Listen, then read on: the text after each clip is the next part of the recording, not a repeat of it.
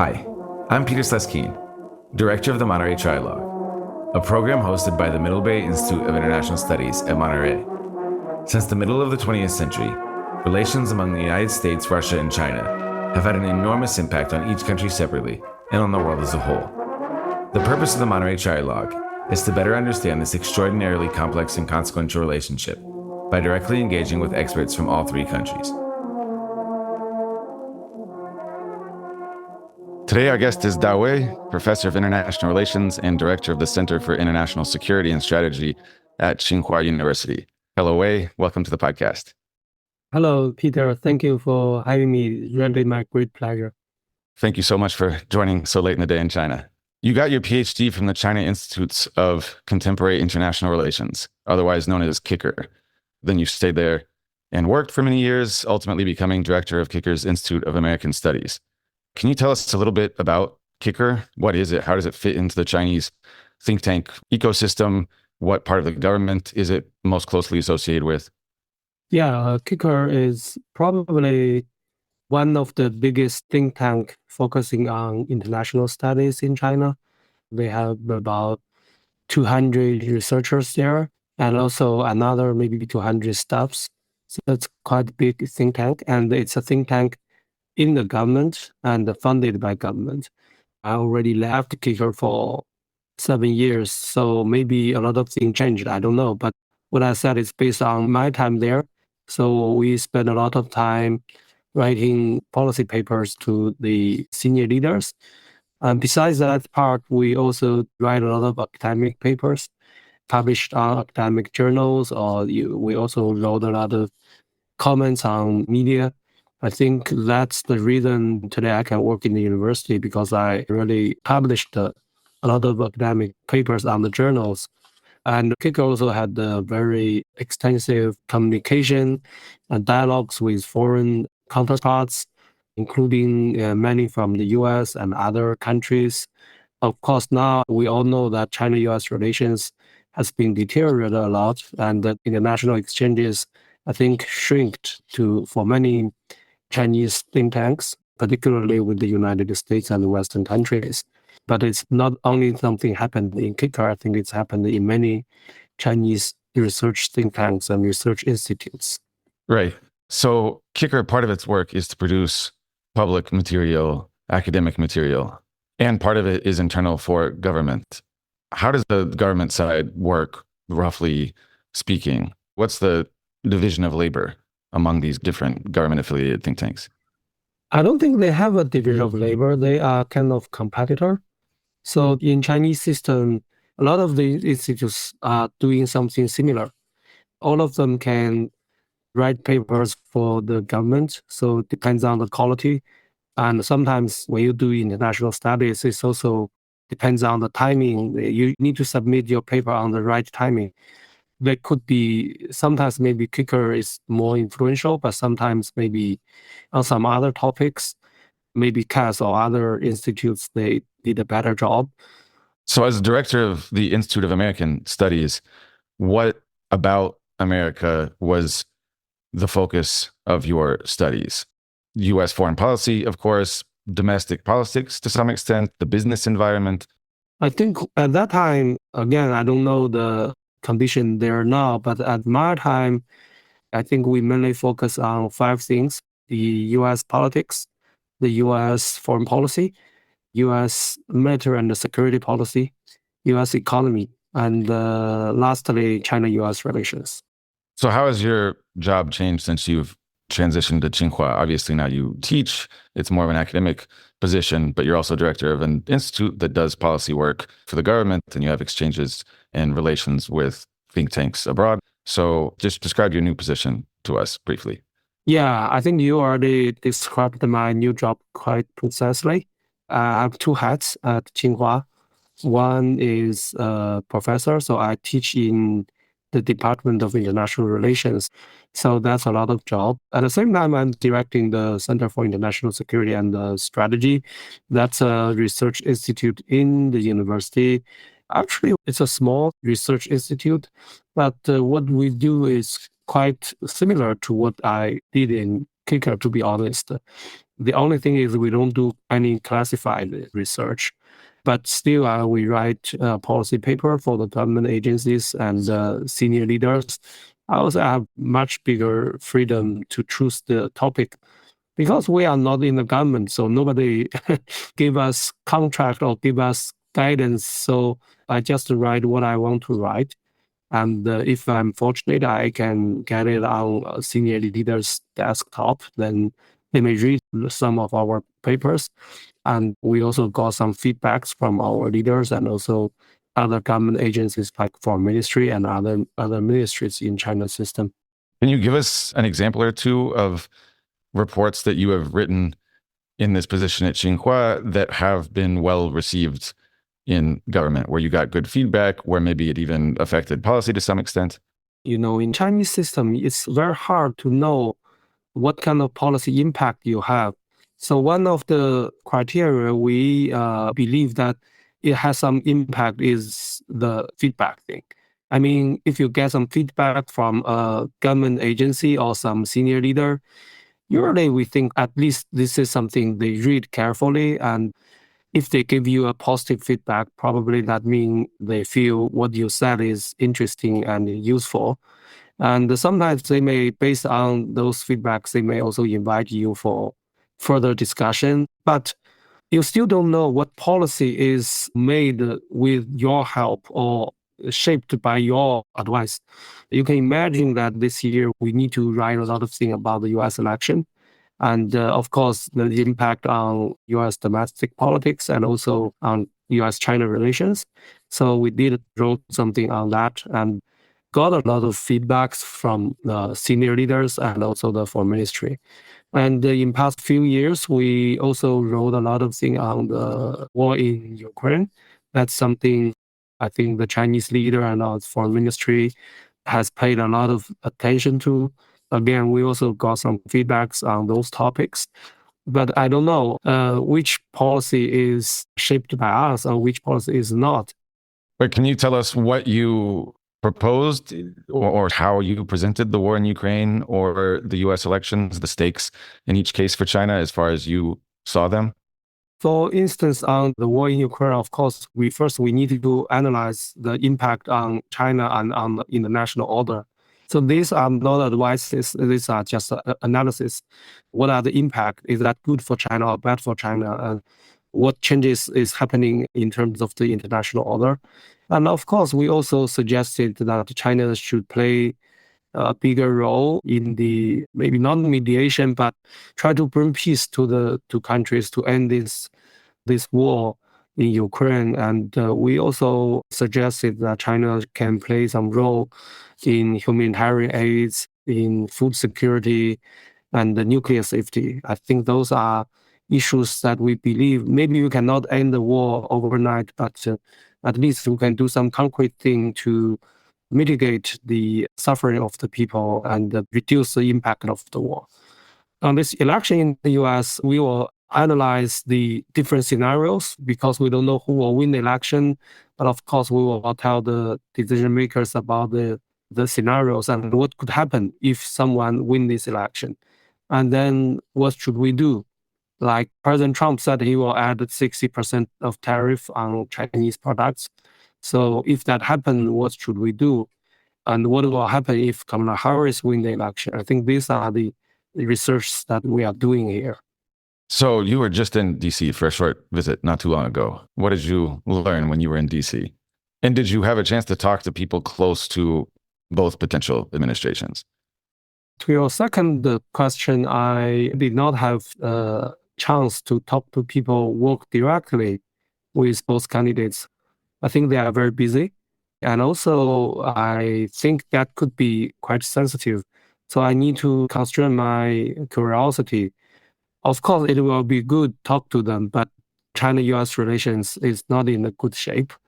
So I'd rather keep a distance and watch development in the US rather than talking to them directly. And probably they won't, or they are not able to talk to me. I don't know. So I didn't try.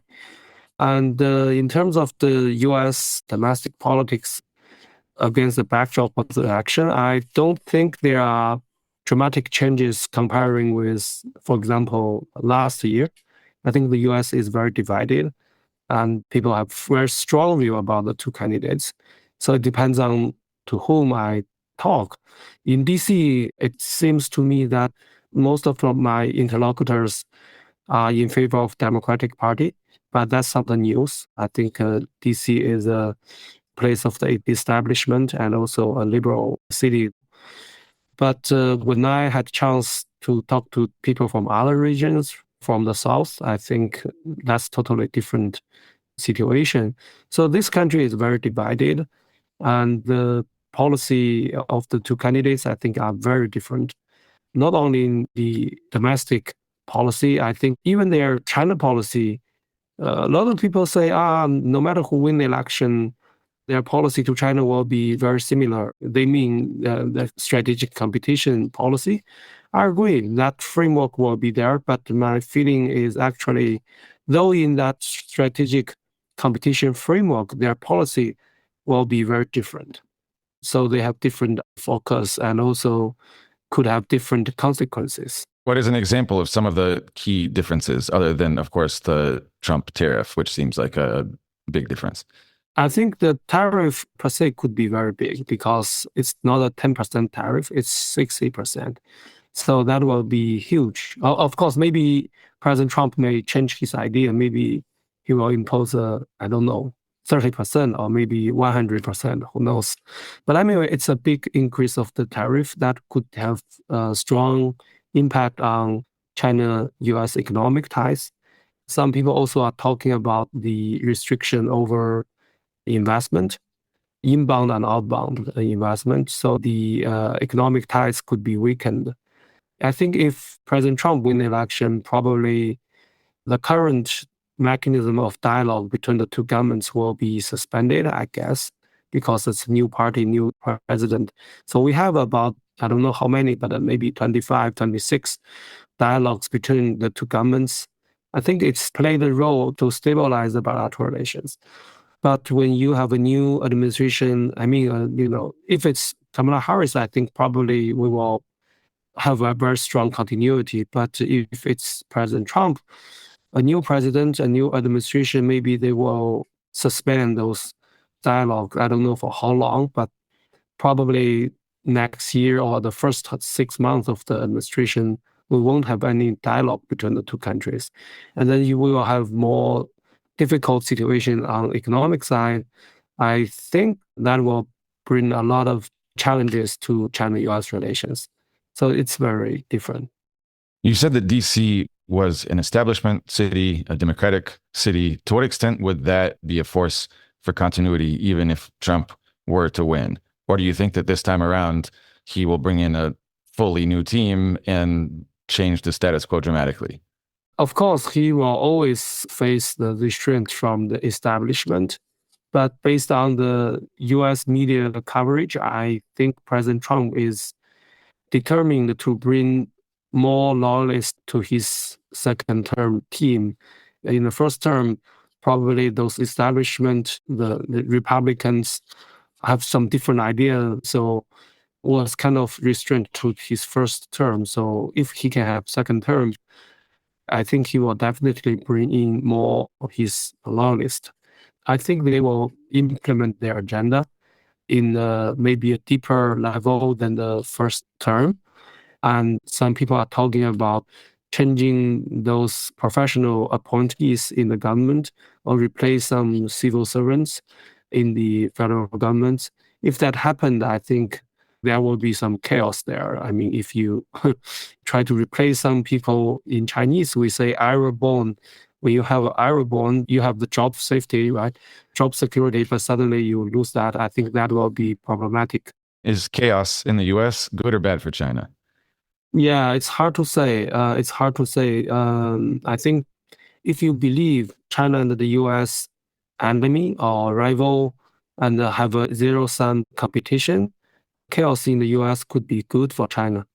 But at the same time, China and the US are two countries that still have very strong interdependence.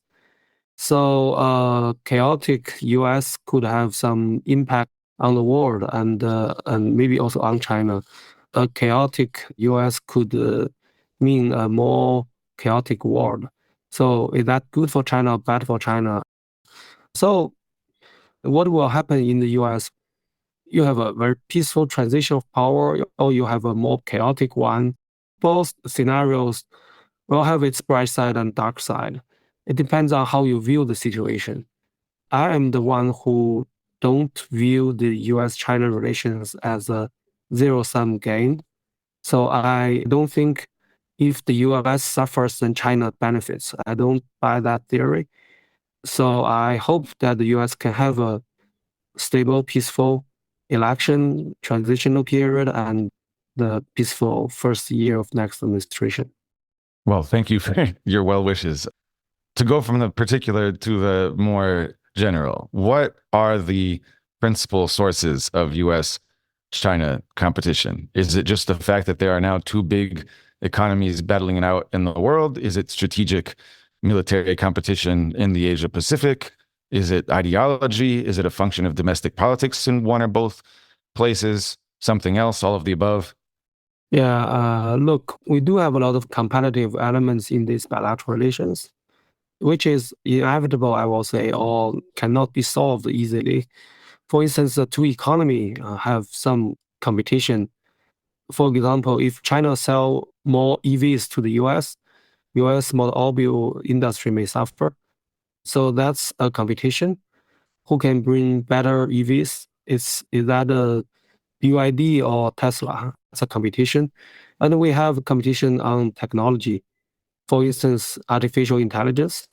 China, US are the two leading countries. So because AI is such a important technology, which could be a game changer for future economy. So we are competitor in that regard. We also have competition between the two militaries. Which armed forces are the stronger one? Because China, US have differences, different idea, different belief about, for example, Taiwan issue. So who have a stronger military would be important. Having said all this, I have to say the competition thing we are talking or you read from media every day is exaggerated or inflated. Is it exaggerated in the Chinese media as much as the US media, as far as you're concerned? I think both. For instance, I don't think we have strong ideological competition. We have different ideologies, that's true. But I don't think China want to bury the US system like the Soviet Union want to do. There's no such a competition. And also, I don't think China can provide a competitive ideology to the third country as the US.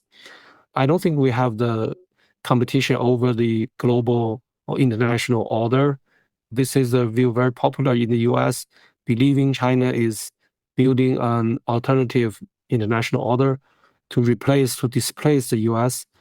I don't think this is our policy, and I don't think we are doing that, and I don't think China has that capability to do that. And I don't think we have competition in different geographic regions. Like, if you read the U.S. national security strategy, it seems that both China and the U.S. have competitions everywhere. So we have competition in Africa, we have competition in the Middle East, we have competition in Europe. I think that's too much. China and the U.S., both countries are big countries, so we have interests in different regions. That's true. But those interests are not necessarily conflicting. For instance, do we really have conflicting interests in the Middle East? I doubt. Do we really have very strong conflicting interest in Africa? I doubt. So I think there are a lot of things that we can do together. And I don't think China want to dispel the US from a region, want to monopolize one region. Oh, that's too much. So in terms of Africa, I suppose the argument that is made in the US is that if the competition is about, say, EVs, those batteries require certain components that resources in the world are limited. Many of them are in Africa. So this is by definition a zero-sum competition for limited resources. So what do you say to that?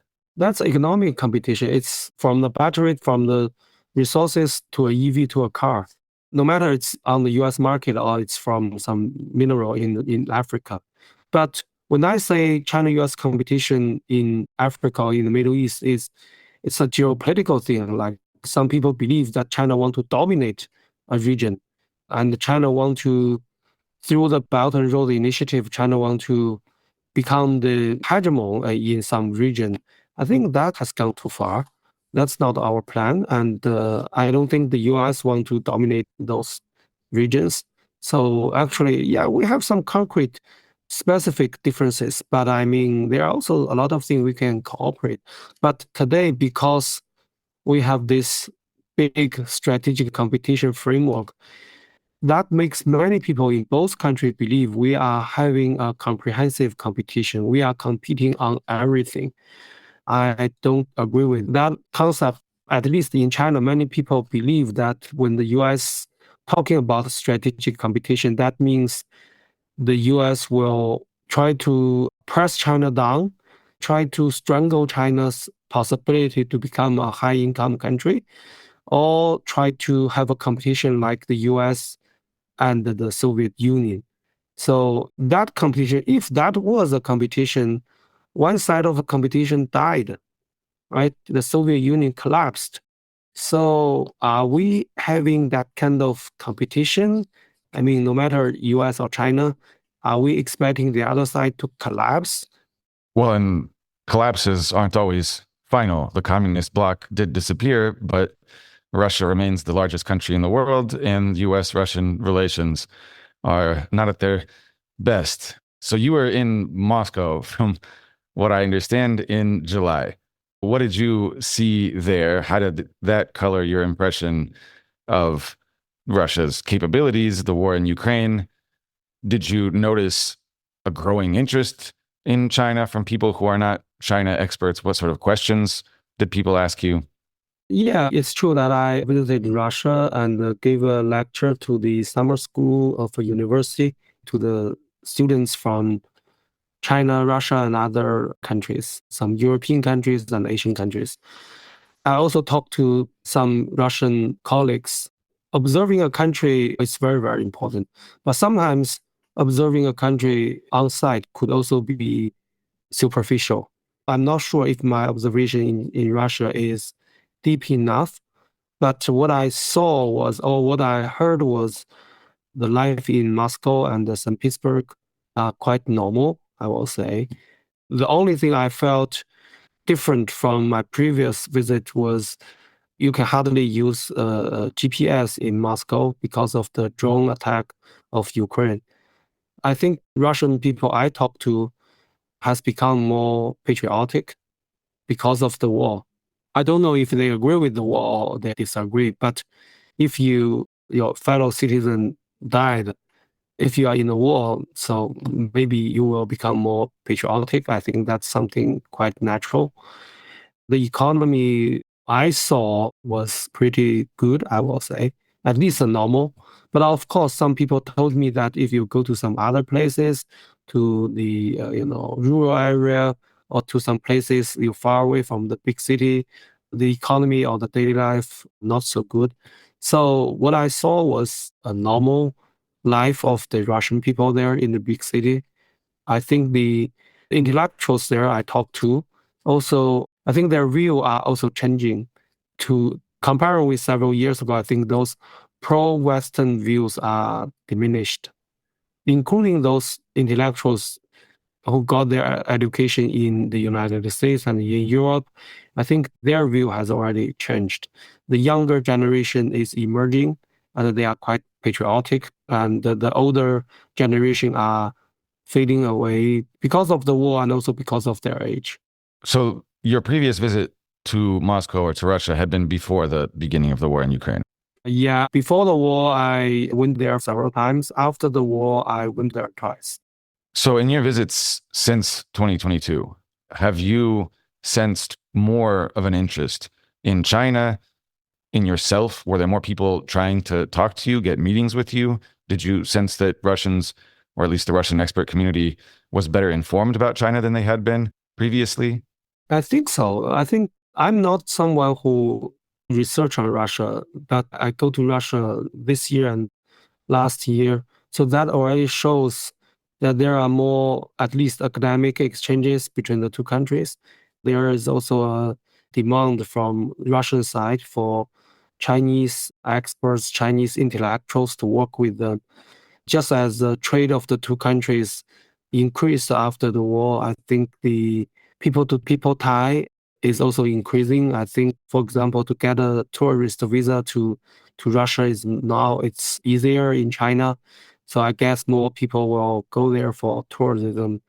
I think the Russian colleagues also are very interested in China and China's economic policy, foreign policy. So they have the looking to the east policy now. So I think they are more interested in China. That's true. So from the fact that in the past, maybe only those scholars who study Russia have a lot of opportunity to visit the country. But now I think more and more experts can have opportunity to visit Russia. And we are also interested in that country. We need to understand, we try to understand this is our neighbor, right? And Russia had for a very long time has very big influence over China in our history. And it's in a special period of a war. So of course we want to understand this neighbor. So how would you characterize Sino-Russian relations now? China-Russia relations is good. We are strategic partner. This is the official definition of the bilateral relations. And some experts argue that we should have a good neighbor policy with Russia.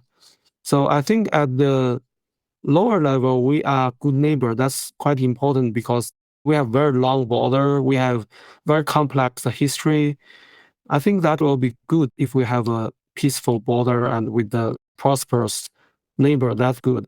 But of course, China and Russia also have a lot of cooperation on other things, on economy and on strategic level, a lot of collaboration. So the two countries are getting closer. At the same time, I think the people-to-people tie is not close enough. And the economic ties actually is not strong enough, though it's increasing. But we can compare that with China-US relations. China-US relations have very, very difficult strategic and political relations, while China-Russia have very good one. But China-US have very strong people-to-people tie, though suffered from pandemic, but I think it's recovering. So like we're almost 300,000 students studying in the United States. So we don't have so many students in Russia. So the economic tie between China and the US is also very, very close, though a lot of difficulties, but we still have 600 billion US dollar trade last year. China-Russia trade is increasing, but it's still 1/3 of China-US. China-Russia, China-US are just the opposite bilateral relationship. So which variable drives the other? What do you see the future course being in relation to these two countries? In other words, will the good strategic and political relations with Russia result in increased people-to-people contact and economic exchange, and the growing problems with the US end with decoupling and the departure of all these students? Or basically are the connections between US and China in the interest of both, and whatever the politicians do, this connection will prove strong for at least the near term?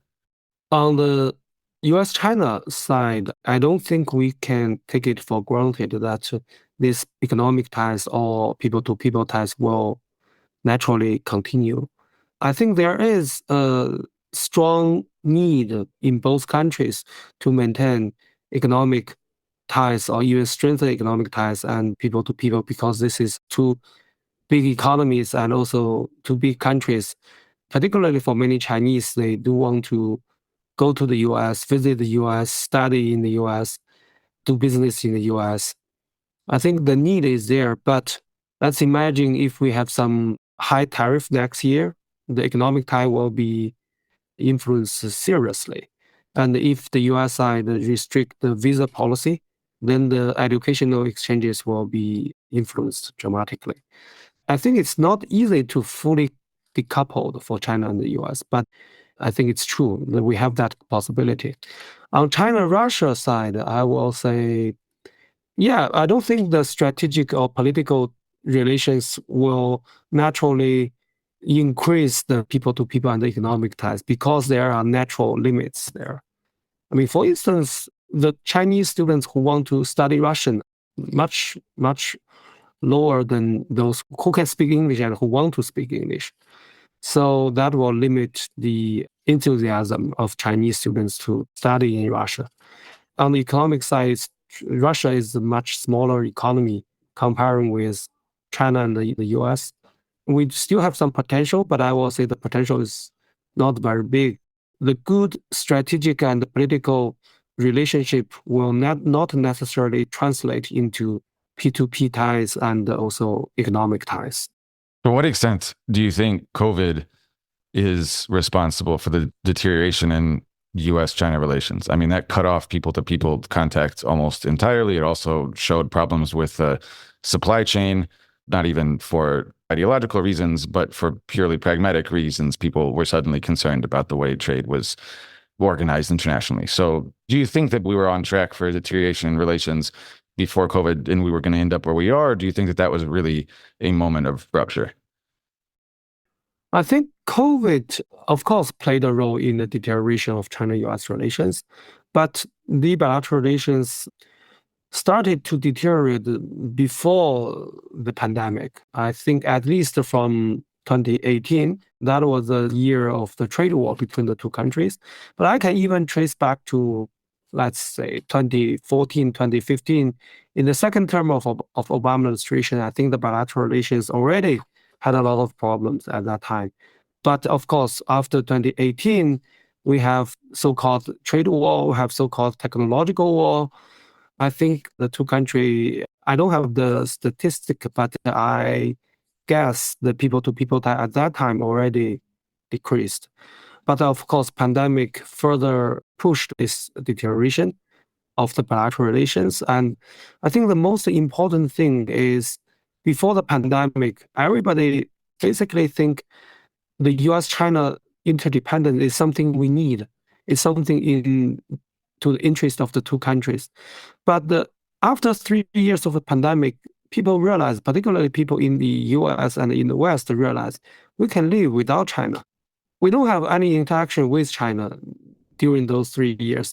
So we still have our lives. So why should I rebuild that connection with China? I mean, this change make the rebuild of the people-to-people tie quite difficult, quite slow. Of course, we also have some other very concrete reasons that is hindering us from the return to the pre-pandemic period. I think it could be possible we can one day return to the level of 2019, but I think it's very hard for us to return to the level of 2014 in terms of people-to-people tie and the trust between the two countries.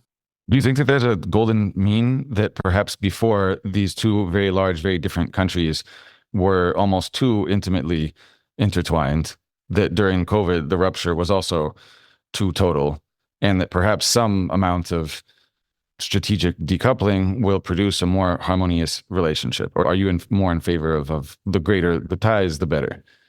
I think in terms of people to people, I think the more the better. If we have more students in two countries, we can know each other better. If we have more tourists to the other countries, we will know the other side with our eyes. And if we have more marriage between the citizens from two countries, we'll have very strong bond, like you. Well, I can attest to that. Yeah. Of course, I think that's very good. But for the economic ties, to be honest, my mind is changing. I think it's quite impossible for us to return to the, let's say, the first decade of this century.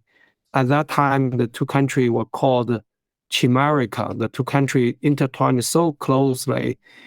And it's a product of the hyper-globalization. So it's good for the economic purpose. But that kind of interdependence really have some shortcomings. For example, you need to rely on the other side. You may lose some job opportunity in one country. And also in that kind of relationship, one day when we have some security conflict or when we have some political disputes, you will feel unsafe. So you will lack the sense of security. the two countries are rebuilding our economy separately. Both of our two countries want to have a more complete economic system in our territory, in our country. So in the past, we intertwined, but now we want to build our economy. China wants the independent economy, and the US want the independent economy. So the US don't want to rely on China. I don't think the US want to rely on, let's say, Mexico, Canada, or Europe. You want to build your own economy. We are the same thing. So a certain level of decoupling or de-risking, I think, is not a bad thing, but I don't think we should go too far.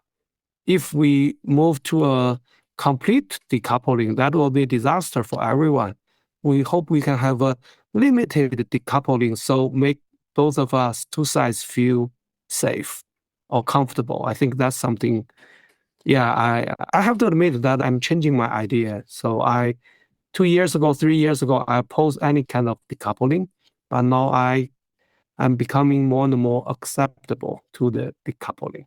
So now we're all living in a suburban neighborhood with yards and fences. We just need to decide who gets which size yard, how high the fence is. Exactly. I want to stabilize the position of the fence. So actually, I don't care too much about if the yard is big or small.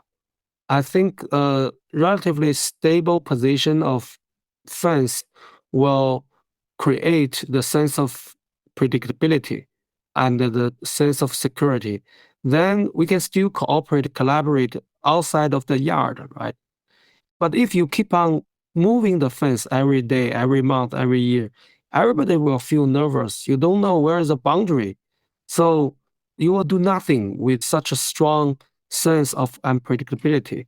So I really want to hope that the two sides can stabilize the position of the fence. Well, I'm afraid, given the nature of the American political system, you'll have to live with unpredictability for at least another couple months. So, final question. Taiwan and South China Sea. Is there a compromise that you can offer your interlocutors in DC that you think they could sell politically in DC and that you think China could live with?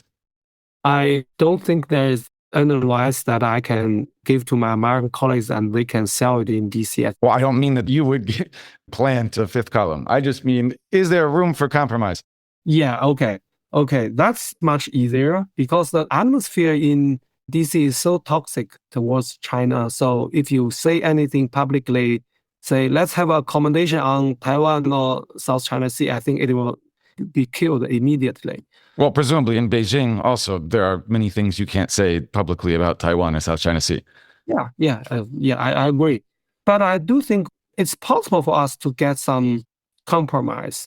For instance, on South China Sea issue, I think the two sides we really lack the trust. I think on South China Sea issue, you divide the territory thing and the economic rights thing. So on the territory thing, you can never solve it. And China occupies some features, Filipinos occupy some, Vietnamese occupy some. So you can never change it. So if we keep it there and then China and the other claimants, we can negotiate about the economic rights. For example, fishery, right? Who can do fishing, which countries fishermen can go where. This is something China and the other claimants, we can talk to each other. And all natural resources, I think it's similar.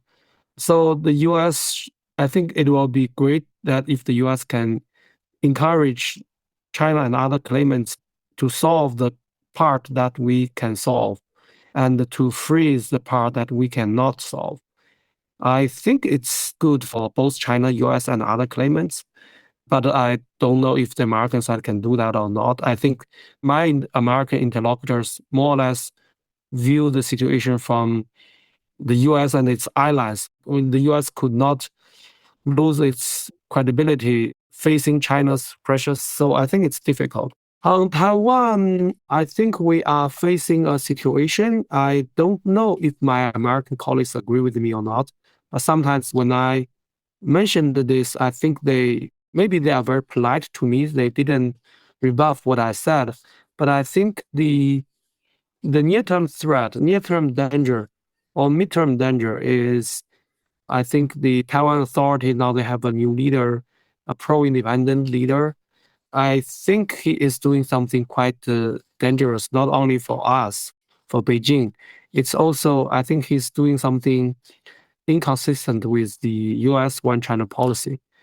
So if he continue to do that, he will drag the US into a conflict with China. So the US will face the tail wag dog situation. Particularly, this leader in Taiwan only have 40% of approval rate when he was elected. It could decline in the next 2 or 3 years. So when he tried to get reelected, how can you be reelected if you only have 20% of the supporting rate? Probably he may create some trouble, some crisis. Then under China, under the mainland side, then mobilize his base. I think that will be a very dangerous moment for China and the US. It's too hard for China and US to cooperate on this. But I think there is some space that China and the US doing something separately towards the same direction. That is to keep the very dangerous figure, very dangerous action in the box. I think this is something both sides can do peacefully, quietly, but I don't think we can co-manage the situation. We don't have that political environment, both in Beijing and DC. So your American interlocutors, when you present them with this tail wags dog scenario, what do they say? I think most of them just kept silence. Theoretically, they agree with that, but ask them to admit to agree with a Chinese interlocutor, maybe that could be difficult, I guess. So I don't know. Well, silence is sometimes a sign of wisdom. Whether they agreed with you or not, we don't know. Let's leave a little bit of mystery. Thank you very much for joining me today on the podcast. Thank you. Thank you, Peter. Thank you for having me. That's really interesting interview. Thank you. Thanks for listening to the Monterey Trilogue podcast. Make sure to subscribe to the show so you don't miss out on any episodes. I'm Peter Sleskeen. The Monterey Trilogue podcast is hosted by the Middlebury Institute of International Studies and produced by University FM.